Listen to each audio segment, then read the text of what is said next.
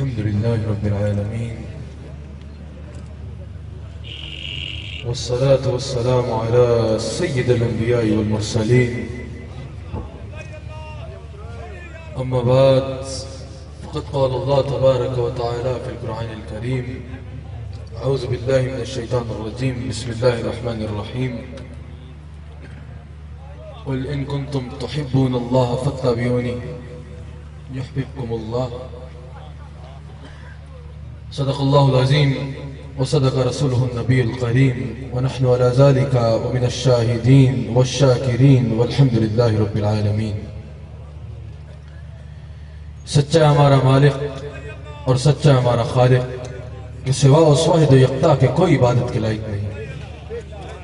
کریم ہے، رحیم ہے، بادشاہ ہے، بادشاہوں کا بادشاہ ہے، اور سچے ہیں اس کے پیارے حبیب صلی اللہ علیہ وآلہ وسلم کہ جن کی شانوں کو بیان فرماتے ہوئے رب کریم فرماتا ہے کہ اے میرے حبیب علیہ السلام بھرپور توجہ رکھیے گا. بہت رات ہو چکی ہے، 5 یا 10 منٹ میں اپنی گفتگو کو سمیٹ لوں گا. جن کی شانوں کو بیان فرماتے ہوئے رب کریم فرماتا ہے کہ اے میرے حبیب علیہ السلام فرما دیجئے آپ میرے ان بندوں سے جو ہم سے محبت کا ارادہ رکھتے ہیں. قل ان کنتم تحبون اللہ فاتبعونی، اے میرے حبیب علیہ السلام آپ ہمارے ان بندوں سے فرما دیں جو ہم سے محبت کا ارادہ رکھتے ہیں. یہاں پہلے ایک نقطہ دیتا چلو کہ آج ایک جماعت، ایک ٹولہ ایسا بھی ہے جو کہتا ہے کہ جب بھی مانگو جو بھی بات ہو ڈائریکٹ اللہ سے کرو، نبی کے وسیلے کی ضرورت نہیں ہے. ایک ٹولہ ایسا بھی آ گیا ہے جو کہتا ہے کہ نبی کے وسیلے کی ضرورت نہیں ہے، جب بھی کوئی حاجت ہو کچھ بھی ہو ڈائریکٹ اللہ سے رجوع کرو.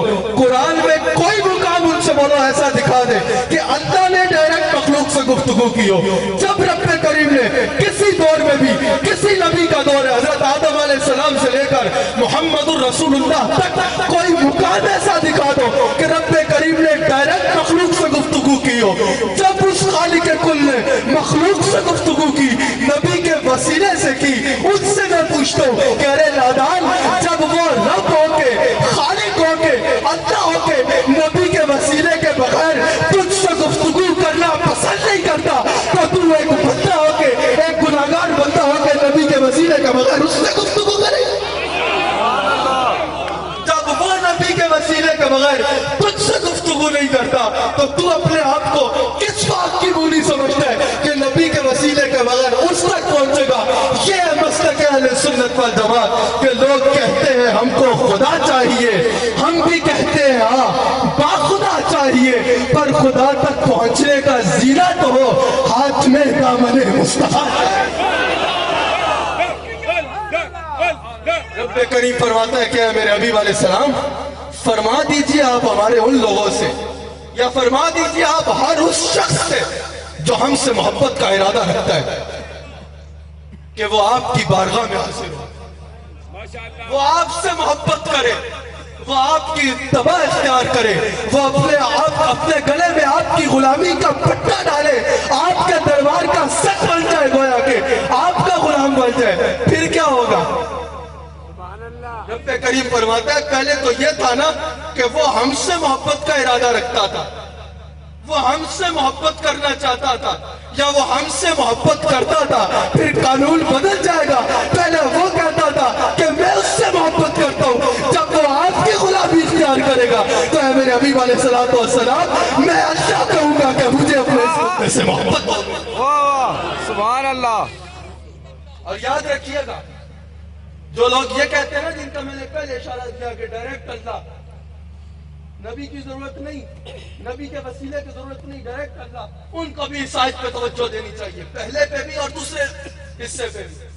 کہ رب کریم فرماتا ہے کہ جو ہم سے محبت کا ارادہ رکھتے ہیں، اے میرے حبیب علیہ السلام آپ ان سے فرمائیں کہ وہ آپ کی غلامی اختیار کریں، آپ کی اتباع اختیار کریں، آپ سے محبت کریں، پھر میری محبت کا فیض پائیں گے. اب روزہ ہے، اللہ کی محبت کے بغیر فقط ایک فاقہ ہے، فقط ایک فاقہ ہے.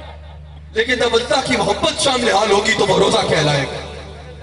حج ہے، اللہ کی محبت کے بغیر فقط ایک مشقت بھرا سفر ہے. جب اللہ کی محبت شامل حال ہوگی تو وہ حج کہلائے گا.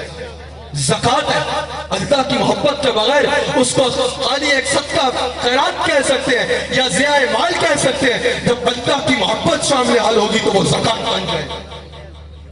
نماز ہے, اللہ کی محبت کے بغیر فقط ایک ایکسرسائز ہے, جب اللہ کی محبت شامل حال ہوگی تو نماز بن جائے گی. اس آیت میں رب کریم کیا فرما رہے ہیں؟ جب میں ان کی یہ توجہ دلاتا ہوں کہ جب وہ اللہ رسول اللہ کی محبت کے بغیر تیری محبت قبول نہیں کرتا تو رسول اللہ کی محبت کے بغیر تیری عبادت خاک قبول کرے. کہتے ہیں کہ نماز, یہ روزہ, آج زکوٰۃ صرف اللہ سے کرو, صرف اللہ کے لیے کرو. ارے وہ تو رسول اللہ کی محبت کے بغیر تیری محبت قبول نہیں کرتا تو رسول اللہ کی محبت کے بغیر تیری عبادت